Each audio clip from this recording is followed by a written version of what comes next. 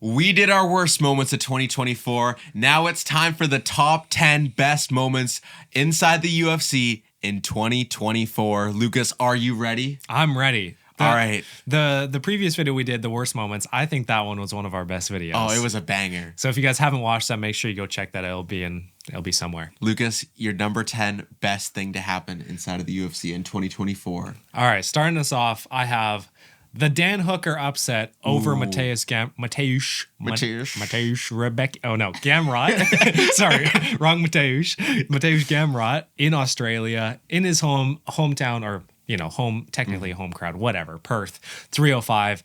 Man, the upset, it was crazy. It was such a good upset too, and it was like, yeah. Dan Hooker was a psychopath, and that fight was a banger. Like, it was one of the best fights of the year. It was. Listening to him in the corner, just feeling that spirit, the fighting spirit, hits different, awesome. Man. And the tattoos, they work. Back. They do. All right, my number 10, the fighting nerds are the smartest in the game. Just kind of the emergence of the fighting nerds, like Carlos Prates, Barajo, Rufy, and Gene Silva. Pants Silver, and then there's that girl too, but... Oh, yeah. Who is that? Wait, did she beat Wang Kong? Is that the girl? No. No. We would have heard about that. Yeah, she wouldn't be a minus... True. Whatever, or a plus 1,000 favorite or underdog. But, they really emerged as the best gym inside of 2024 and, are going to be staples inside of their respective divisions for years to come. Yeah, they deserve it. Yeah. All right, let's move on to number 9. I'll give my number 9 pick first. This one, it was just a feel-good moment for the boys. All right? It's Dana giving 300K bonuses for UFC 300. And also, it's a side moment. My favorite moment from that press conference is when everyone gets excited and they pan to Aljo getting excited, acting like he was ever going to get a 300K bonus. Little bro, you're not getting that bonus. Yeah. So I like that moment. Yeah, 300K, it was, and then there people were like, oh, they were 100K for it, and then no one got a knockout. Yeah. So then they went back down to 50. Exactly. All right, my number 9. This one has just been something year round, brought us good laughs all year long. Jamal Hill turns himself into a meme. Yeah, that's fair. Just fueling MMA Twitter for the last 9 months, whatever it's been. I guess that one could be considered one of the worst moments and one of the best moments. If you're a fan of Jamal Hill, you ain't got a fan anymore. He ain't got fans. You got a fan in me. You got your dick in me. Why do you have to ruin everything nice? I'm not cutting that either. It's going in raw. Pause.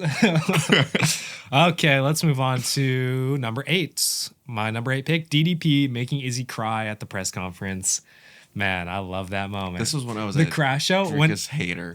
When Izzy bangs the table and gets up, he genuinely crashed out on Drickus. And yeah, the memes were unbelievable. And also, as a side note, that's kind of the very first moments where we were making videos. Yeah, we started at end of August, so I think that was right around that time. Mid-August, yeah. So that was our first pay-per-view, I think. Yeah, special moment. Well, first pay-per-view on the channel, guys. Yeah. We're not casuals. We are casuals. We've been watching since UFC 100.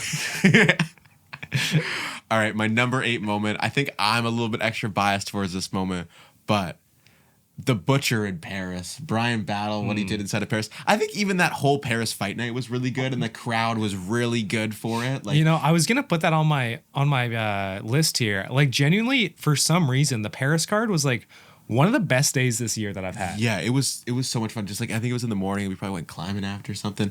Even shout out to UFC Macau. That card was really good. Both the Saudi fight nights were good. Yeah. Just so much better than a crappy Apex card. Yeah. And they have the fans to go to these types of places. The French fans are so electric. They're singing, they're chanting the whole time. They're there for 7 hours. Yeah. They're all Theo Vaughn. They're real ones. They're there all card long. Yeah. All right, let's move on to number 7. Moving pretty quickly here. Pereira versus Yuri 5-minute stare down at UFC 303. Legendary. Yeah, the first time was amazing. And the second time, I think they both knew what they had to do. Yuri was like, oh, I'm going to match your energy, which he did. And then he got KO'd, which is pretty funny. Shaman magic. Yeah. And then all just the clips and stuff. And I mean, we were so locked in during that stare down. The entire Bruce Buffer announcement, they're just boom. It was hype. And we were dialed. We were like, oh. Yeah. every UFC fan was just losing their minds. All right. My number 7. Charles Oliveira beats Michael Chandler the 1 time out of 10. I just really liked that fight. Hold on, the second time out of 10. No, it's he could. You know what Chandler said? I know. Oliver only beats him 1 time out of 10. That's the joke because he's beaten him twice. But it's stupid. But yeah, that fight was just so much fun. Like getting to watch Charles dominate, and then like my heart rate when when Chandler almost got him. CTE back in the head. I was like, I don't know, just like the emotional roller coaster of that fight. Like I thought it just had to make it, and like it was such a fun fight. Yeah, it was a great fight. Like we said, it's been a year of the co-main and main event saving pay-per-views. Yeah. You know, they're really showing out. And Charles, I mean, he always puts on a good fight. If Charles would have gotten finished, would you have canceled this channel? Well, I mean, you'd be looking for a new co-host. Yeah, that's fair. I wouldn't blame you, honestly. Yeah. All right, let's move on to number 6. For my number 6 pick, I have Rob round 1 KO over Ikram Aliskerov in June. I forgot about that. Yeah. The Dagestani rat. Boom! Get out of here. The dance he did, like the way that he was waddled so hard, like that's literally what happens in UFC 5. Hey, Macarena. Boom, uppercut. Yeah. The reason it wasn't higher for me, the justification for this ranking is because Ikram Aliskerov realistically never should have won that fight. He wasn't ranked, and he's going against a staple of the top 5 middleweights. So I didn't really give... Well, actually, people did give Aliskerov a chance. It was like almost pick 'em odds, which is like I picked Aliskerov just to be different. Yeah, sometimes like when you're going against me in predictions, you have to you gotta shake it up once in a while. Exactly. All right, my number 6. You had this in your worst moments of the year. No, what? The Diamond's Last Chance. Oh, really? Like I just think like the whole build up to that fight was so good, but like the build up, we were so hyped for that fight. Like our full Instagram reels was just straight shine bright like a diamond. Yeah, those were good vibes. And then just the way that Poirier put up like a great last battle, you know, like he gave it all he had. Imagine if he would have won the belt, dude. Imagine. It would have been electric. I'm waiting for one of those moments when we're watching UFC and we have the channel and then we can talk about after. Like, when we need, that's coming. It's due. It's coming due. You sound like a camel. All right, we're on to our top 5, the back half of this list. For starting off my number 5 pick, I have just the whole Diego Lopez title run in general. It doesn't get better than that. That's a good show. It does not get better than that. He had 3 fights this year, UFC 300, 303, and then 306. Wow, that's really fast turnaround times. He's just that guy. Yeah, it's wild. And every fight he puts on, it's unbelievable. Yeah, he's just getting more and more fans every single fight. Yeah, I'm a big fan. My number 5 pick, another personal one. This might be actually my number 1 if it was just like a singular moment. Paddy Pimblett slays the king. Oh, it felt so good too. Yeah, felt so good. I was so hyped. Yeah, he deserved it. He deserved it. Just the way he tapped out Bobby Green too was amazing. Actually, I think Bobby Green passed out. He did. Yeah. Yeah. He got submitted and then he got armbarred. It was so weird. Yeah, I actually completely forgot about that. That probably would have been on my list. Oh, it was so electric. F King Green, man. Yeah. And the fact that I think the whole story of like him changing his name into that fight and then still getting like absolutely to the little British boy who could. Yeah, exactly. All right, let's move on. Number 4, I have the whole UFC 308 fight day. I have all of UFC 308. Really? I have UFC 308. Yeah. That was just such a fun day, waking up at 6 a.m, bacon and eggs in the morning. Yes. It was beautiful. The Rebecca versus Orobai fight. Crazy. Oh, crazy. It was just such a complete full day of like stacked fights. Yeah, I think that's safe to say the best pay-per-view of 2024. 300 is a rival. Oh, true. It's going to be interesting to see who they vote for. Yes. Should we talk about that? Insert clip now. Boom. Stop whatever you're doing right now. 2024 is coming to a close, which means it's time for the 2024 Dodson's Corner Award Show. You guys, as the fans, are going to get to vote alongside us, Dodson's Corner, to cast our votes for awards such as Fighter of the Year, Pay-Per-View of the Year, and Fight of the Year, and so much more. So go and click the link in the description and in our bio to cast your votes because our award show will be December 31st. Woo! I think for a lot of people, UFC 308 The memes afterwards were like, oh, this is the worst day ever, because if you're a fan of Whitaker and Holloway, Oh, you were cooked. two of your boys got cooked. But I think for all of us, we were either, well, except for Matt, we were either fans of Whitaker or Taporia or Holloway and Shemaev. So like either way, it kind of worked out for us. Matt went 0 for 2 on the main event. Matt went 0 for 2 and lost all his money betting. So yeah, that's why we don't endorse that kind of stuff. All right, let's move on to the top 3. The Yes. bronze medal, Lucas. Bronze medal, I have Max Holloway's KO over Justin Gaethje. Ooh. It's like the most iconic moment I've ever watched live. And then the story behind us, where we have our predictions, and UFC 300 was actually the very first time where we started Yeah. the whiteboard predictions, where we write down all of our answers and do a point scoring system. And for you to have Max Holloway by decision in that fight and 1 second left, you would have won the entire prediction board if you got that prediction right. And then I ended up winning because I got Zhang Weili by decision. Yeah. It saved it for me. And for some reason, I, being the dummy that I am, I mixed up Yang Jianan with Zhang Weili. Like, I wrote down the wrong name. And for some reason, I had Yang Jianan over my goat Zhang Weili. Like, I think because I wrote down, like, because I don't know. I don't remember what I did, but I knew I effed myself real hard there. All right, my number 3, just something you already mentioned, but the rise of Diego Lopez. Like, he was the biggest new star inside of the UFC in 2024, and he just came out short notice. He helped save 303. You know, he came out, was one of the best fights of UFC 306, 300. He was great on the prelims, but like just really cemented himself as a UFC guy. You know, he was there for the UFC. He's there for the fans, and he just came out and had great fights and just really cemented himself as one of the top 20 fighters inside of the UFC. I would make a really strong argument that he's a top 20 fighter. Fair. You know, when we did our giving out new belts video, someone said for the nicest MF belt, do like Diego Lopez versus Volk, because that actually works. Yeah, they're both just great guys. Exactly. He's just such a great guy, and like the mullet, everything about him. It's just like, how do you not love this guy? Yeah, he's so unique. That's why people love him. All right, let's move on. We got our silver medalist place.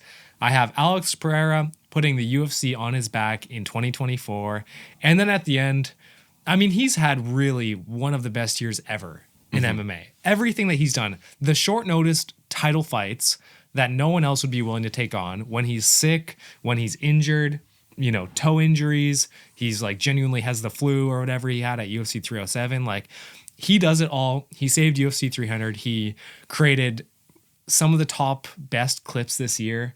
I think it's safe to say some of the best highlight KOs this year. And then also his tours. Like, he's just going out there and visiting all parts of the world, and it shows his stardom. Yeah, just putting the UFC on his back. You know, like, he is trying to globalize this thing. Yeah. What a legend. Domination.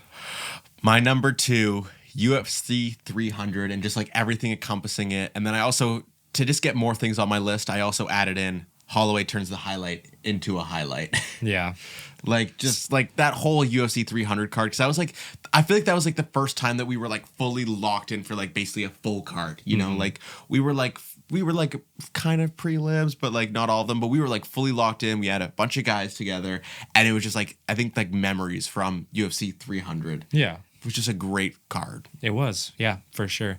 And that one was normal start time. Yeah, that was a 7:00 start, and just like and the build up around it. Yeah, and then the Pereira KO of Jamal Hill. The Zhang Weili fight was good. The Holloway versus Gaethje fight was amazing. Yeah. The Arman versus Charles fight was so competitive and good. Then there was Bo Bickle, and then we had Yuri. Zhang Weili getting 3 submissions in one fight. Yeah, like literally trying to kill Yang Jianan. Yeah, it's a great card. All right, you know, before we started filming this video, I'm going to be honest, I told Dylan that I have something that he would never have on his list because it's just so obscure. Well, I think we know what my number 1 pick is. What's your number 1 pick?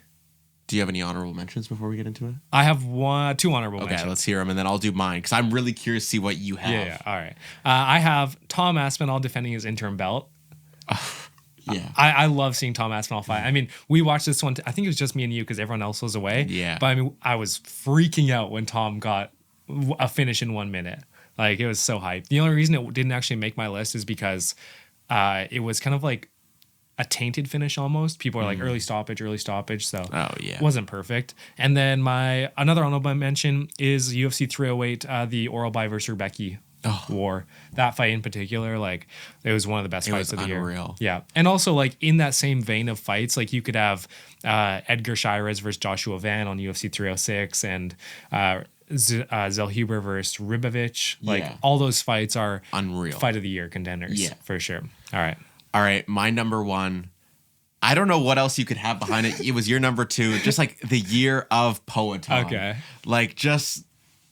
It was the year of Poetan. Like it was. The way that he saved 3 pay-per-views, fought for a total of 7 rounds, I think, because he had 4 versus Khalil. Like that fight was so good. Loved that fight. The way that he was down in those first 2 rounds and then just entered flow state was just unreal.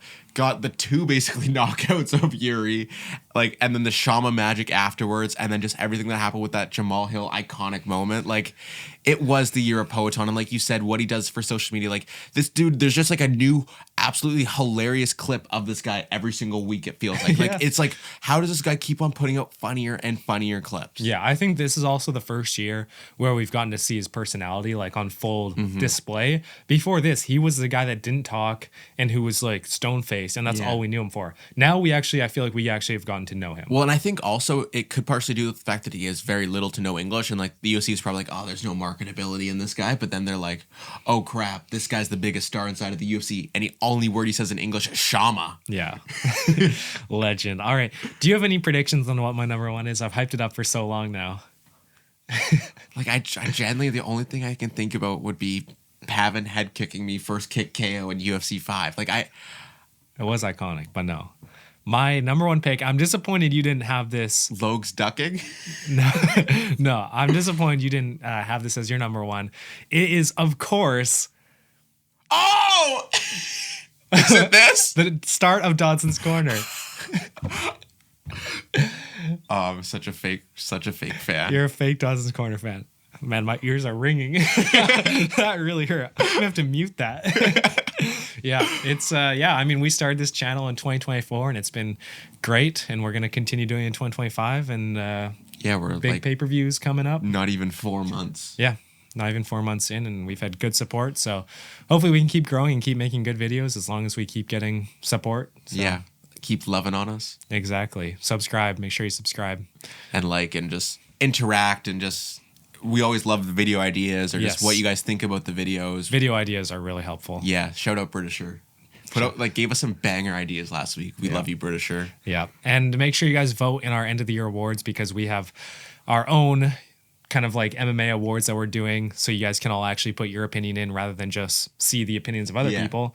We want you guys to be able to vote, even though it's a small community and we're probably not gonna have a ton of votes, but we'll have all of, like, me and Lucas will be voting in it, all of our boys will vote in it, and then all of you guys, so should be good. You will have definitive answers. Yeah. And so we're gonna have about probably 4 options per category that you can vote on, and then we're gonna do end of the year award show and find out the last day of the year, December 31st will be New Year's Eve, will be the Dodson's Corner award show, and it'll be good to see, like, it'll be a combination of like what our community kind of thinks is the best of each category and also the worst. So, all right, that's gonna do it for us today.